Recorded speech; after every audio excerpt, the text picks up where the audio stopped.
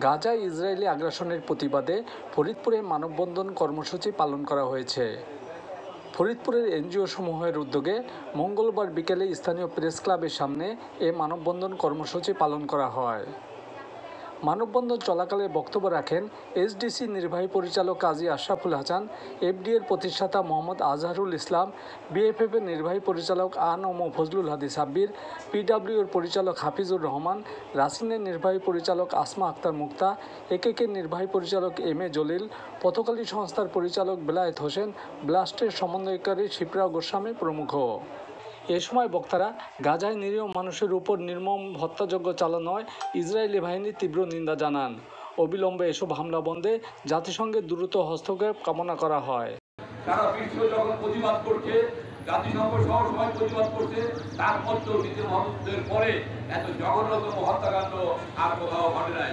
যে ইসরায়েল, এই সন্ত্রাসী রাষ্ট্র ইসরায়েল নেতানিয়াহু, সে আমেরিকার সহযোগিতায় আজকে গাজায় যেভাবে গণহত্যা চালাচ্ছে, এই প্রতিবাদে আজকে আমাদের এই মানববন্ধন।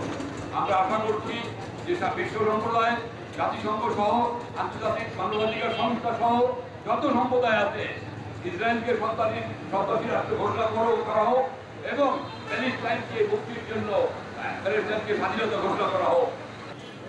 এ পর্যন্ত প্রায় 54,000 মানুষ মারা গেছে, তার মধ্যে নারী এবং শিশু এরাই বেশি। সুতরাং যে দৃশ্য আমরা দেখি সেটা মানার নয়, মানবতার চরম বিপর্যয়। আর আমরা জানি যে 1948 সালে দ্বিতীয় বিশ্বযুদ্ধের পরে দুইটা স্বাধীন রাষ্ট্র, একটা ইসরায়েল এবং একটা প্যালেস্টাইন, স্বাধীন রাষ্ট্র হওয়ার কথা ছিল। ইসরায়েল ঠিকই স্বাধীন রাষ্ট্র হয়ে গেছে, কিন্তু নানা রকম অজুহাত থেকে প্যালেস্টাইনকে আজ পর্যন্ত রাষ্ট্র হিসেবে স্বীকৃতি দেওয়া হয়। এই 17 মাসের মতো যুদ্ধ চলে। এই যুদ্ধে তাদের আবার স্থল একেবারে ভেঙে গুঁড়ো করে দেওয়া হয়েছে। তাদের মাথা গোজার মতো কোনো ঠাঁই নাই, তাদের কোনো ত্রাণ পৌঁছাতে দেওয়া হয় না, পানি দেওয়া হয় না, হাসপাতালগুলো নাই, চিকিৎসার কোনো সর্বশেষ একটা হসপিটাল সেটাও নাই। অবিলম্বে ইসরায়েলকে 7 মাসের রাষ্ট্র হিসেবে ঘোষণা করার আহ্বান জানাচ্ছি। একই সাথে বিশ্ব বিবেককে আমরা আজকে এই প্যালেস্টাইনের প্রতি, তাদের বিবেকের প্রতি তাদের আহ্বান জানাচ্ছি।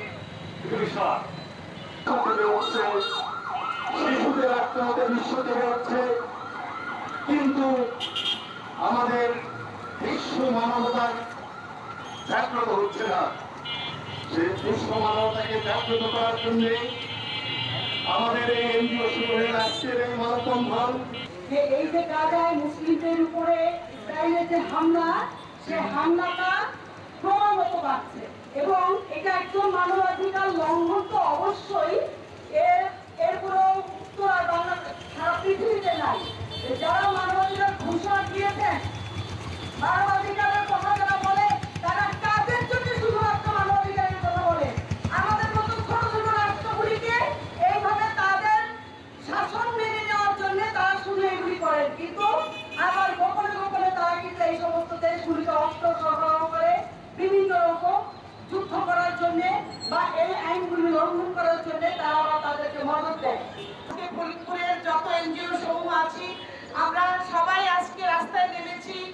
ইসরায়েলের বিরুদ্ধে আমাদের শক্ত অবস্থান। ইসরায়েল গাজাতে যখন একজন মুয়াজ্জিন কাঁদতে কাঁদতে আযান দেয়, তখন আমার রাতের ঘুম হারাম হয়ে যায়। আমার কাছে মনে হয় যে এখানে হিন্দু, মুসলিম, বৌদ্ধ, খ্রিস্টান নয়, মানুষ হত্যা করা হচ্ছে। এটাই হচ্ছে আমার কাছে সবচেয়ে বড় পরিচয়, মানুষের পরিচয় মানুষ। এখানে শুধু মুসলিম হত্যা হচ্ছে না, এখানে বিশ্ব মানবতাকে লাথি মারা হচ্ছে এবং বিশ্ব বিবেককে হত্যা করা হয়েছে। এই হত্যাকারীর বিরুদ্ধে আমাদের অবস্থান। কারণ যখন গাজাতে দেখি যে ছোট ছোট শিশুদেরকে, নারীদেরকে হত্যা করা হয়, তখন ওই নারীর মধ্যে আমার মায়ের মুখ দেখতে পাই, আমার নিজের মুখ দেখতে পাই এবং এই শিশুদের মুখের মধ্যে আমার সন্তানকে আমি কল্পনা করি। একজন মা হিসেবে আমার কেমন লাগে।